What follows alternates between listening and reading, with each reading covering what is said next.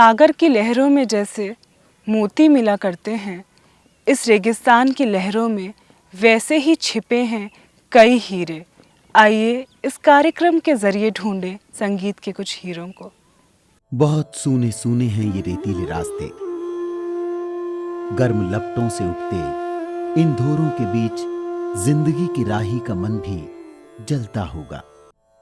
इन धोरों पर चलता जलता जीवन अक्सर थक जाता है, थक कर बैठता है तो इन्हीं रेतीले धोरों से गूंजती सी आती है एक रागों भरी सदा, और थम जाता है रेगिस्तान का मुसाफिर सुरों की ठंडी छांव में। जब बीकानेर के जलते धोरों के बीच होती है असित अमित के रागों की बारिश।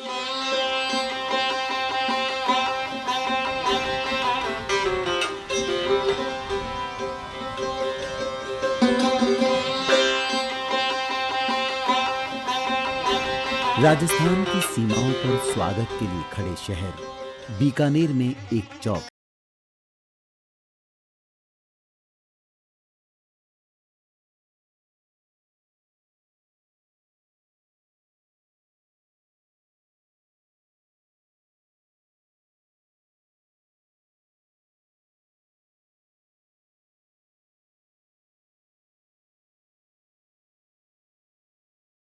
जब से आँख खुली हमने संगीत सुनना ही शुरू किया।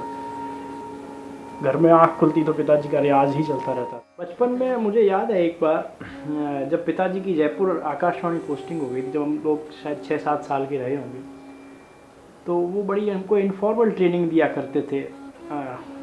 कोरिलेट करने के लिए हमें गाने बताया करते थे, फला गाना इस राग में है, फला गाना इस राग में है। फिर बाद में वो जब वहाँ जयपुर रहते थे तो चिट्ठियाँ लिखा करते थे, तो हर चिट्ठी में वो ये ज़रूर पूछते थे इस राग में ये गाना, इस राग में कौन सा गाना है।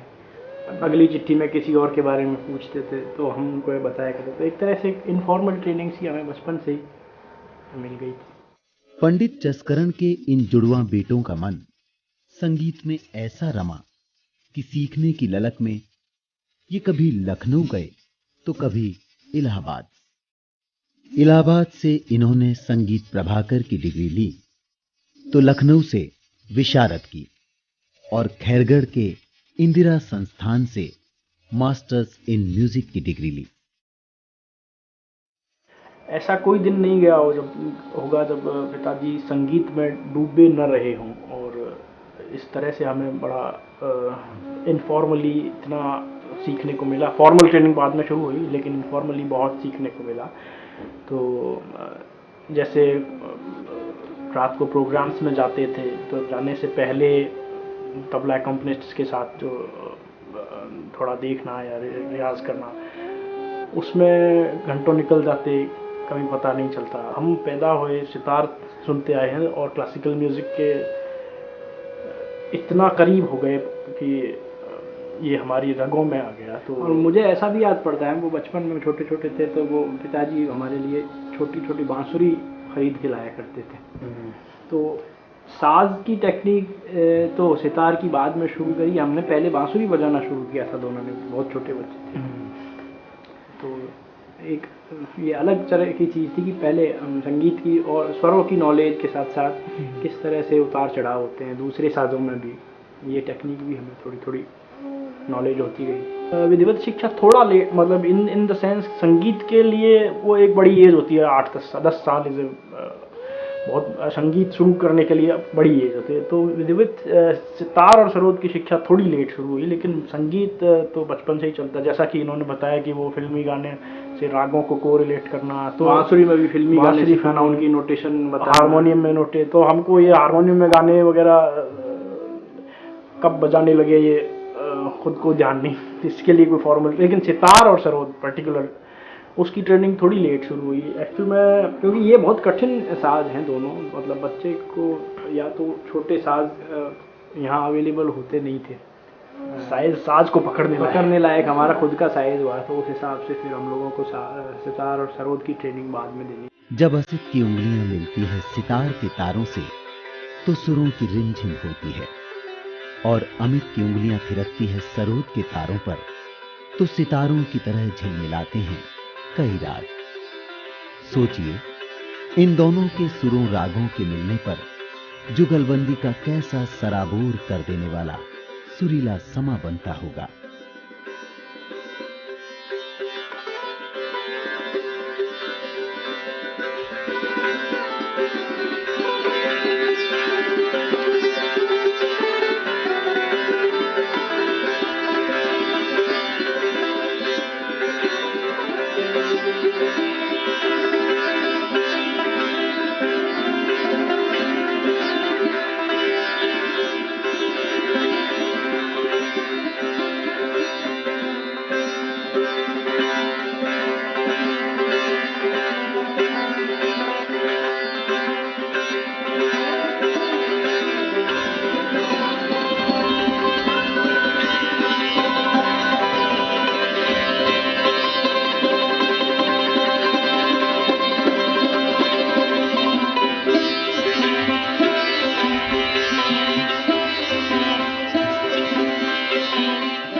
सरोद को शुरू करना सीखना शुरू करना बहुत मुश्किल काम है। सितार को आप थोड़ा कम नॉलेज होने के बावजूद भी सीखना शुरू कर सकते हैं। सरोद को सीखना शुरू करना ही अपने आप में एक बहुत बड़ी, क्योंकि सरोद में सुर अपने फील करके बजाने, उसमें कोई आपको निशान नहीं होता या फैक्ट्स नहीं होते जिसमें आपको ये पता चले कि यहाँ सा रे है, यहाँ ग है। जैसे मैं आपको बताता हूँ, जैसे सितार में आप एक बच्चे को भी बता सकते हैं कि इस पर्दे को आप दबाएंगे तो सा बजेगा, यहाँ दबाएंगे तो रे बन जाएगा। सरोद में ऐसा कुछ भी नहीं है। अपने को जो स्वर के हिसाब से जो उसकी डिस्टेंस है वो अपने आप अंदाज से फील करके ही बजानी पड़ेगी। तो सरोद सीखने के लिए थोड़ा सा बेसिक नॉलेज होना ज़रूरी है। तो अब खान साहब का प्रोग्राम सुनने के बाद मुझे ऐसा लगा कि मुझे सरोद बजाना चाहिए। तो मैंने पिताजी से ये अर्ज़ किया कि मुझे सरोद सीखना है। तो मैंने कहा बहुत अच्छी बात है। फिर उसके बाद उन्होंने एक सरोद अरेंज किया और फिर मैंने सीखना शुरू किया। तो उसके बाद फिर हम दोनों बजाने लगे। घर में सितार था ही तो नेचुरल, मतलब मुझे कोई ऐसे चूज़ करने की ज़रूरत नहीं पड़ी कि मैं सितार बजाऊं या सरोद बजाऊं। तो मैं सितार बजा ही रहा था, तो इस बीच इन्होंने सरोद शुरू कर दिया।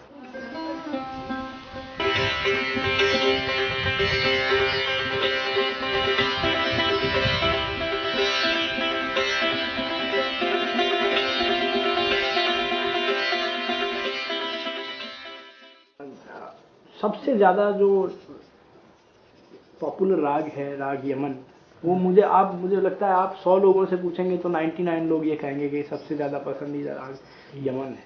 तो हम दोनों का भी वही, पिताजी का भी वही पसंदीदा राग है। उसके अलावा इतना अच्छा राग है कि इससे सुनने वालों को भी सबसे अच्छा वही लगता है, सबसे अच्छा। उसके अलावा हम लोग झंझोटी भी बजाते हैं खूब। उसके हेम बिहाग, हमारे घराने के कुछ राग हैं, हेमंत, हेम बिहाग, एक चंद्रनंदन खान साहब का बजाया हुआ। ये हेम बिहाग जो राग है वो उस्ताद अलाउद्दीन खान साहब का ही बनाया हुआ राग है, जिसमें हेमंत और बिहाग दोनों का मिश्रण करके ये राग बनाया गया है। तो इसलिए, और ये जो खासतौर पे सैनिया मैहर घराने के हम लोगों का जो घराना है। सितार सरोद पर असित अमित की उंगलियों ने कई बार जादू जगाया है। सुनने वालों के प्यार के साथ साथ कुछ इनाम भी इनके घर तक चले आए हैं। इन कला साधकों को राजस्थान संगीत नाटक अकादमी ने तो सम्मानित किया ही, साथ ही अमित को अल्लाह जिलाईबाई मेमोरियल अवार्ड, तो असित को 1991 में the most outstanding youth of the year के पुरस्कार से भी नवाजा गया।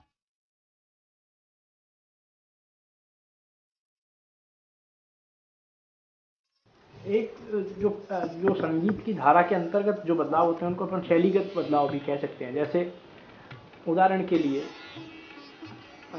एक तो सितार बजाने की टेक्निक में बदलाव है। दूसरा बदलाव है हम जो सितार में जो चीज़ बजा रहे हैं उस परफॉर्मेंस के फॉर्मेट में बदलाव। ये दो तरह के बदलाव हो गए। तो दोनों तरह के बदलाव हमारे संगीत में हो रहे हैं, लेकिन इसको मतलब एक वाइडली एक्सेप्टेबल बदलाव कौन सा है ये इम्पोर्टेंट होता है। कई राग हैं, जैसे बहुत सारे लोग हैं जो रागें बनाते हैं नए नए, लेकिन वो एक्सेप्ट नहीं हो पाते। उस्ताद अली अकबर खान साहब, रविशंकर जी वगैरह ने ऐसे राग बनाए हैं जो चंद्र नंदन वाइडली एक्सेप्ट जो एक्सेप्टेबल चंद्र नंदन को तो यही बदलाव स्थायी बदलाव है। चंद्र नंदन को अब आप देखें तो लक्ष्मी शंकर जी ने भी गाया है और हमारे पिताजी ने विलायत खान साहब से भी सुना है, तो और बहुत सारे लोग गा बजा रहे हैं चंद्र नंदन, या इस तरह जैसे कि राग परमेश्वरी राग है रविशंकर जी का बनाया है, तो दूसरे घराने के लोग भी गा बजा रहे हैं। तो एक्सेप्ट वाइडली जो एक्सेप्ट होता है वो बदलाव हम उसको ज़्यादा स्थायी बदलाव मानते हैं। दूसरा, जैसा इन्होंने भौतिक बदलाव के बारे में बात की, जो बाहरी प्रभावों से बदलाव आते हैं, तो जैसे और हमारा संगीत बाहरी बदलावों को सबसे ज़्यादा प्रतिरोध करता हुआ कला माध्यम है। दुनिया बदल रही है, एक के बाद एक उस्ताद इस दुनिया से रुखसत हो रहे हैं। संगीत की शामों की शमा कहीं कहीं कांपती भी होगी, लेकिन अब भी मौसीकी की राहों में अमित असित जैसे साधकों ने आशा के दीप जला रखे हैं।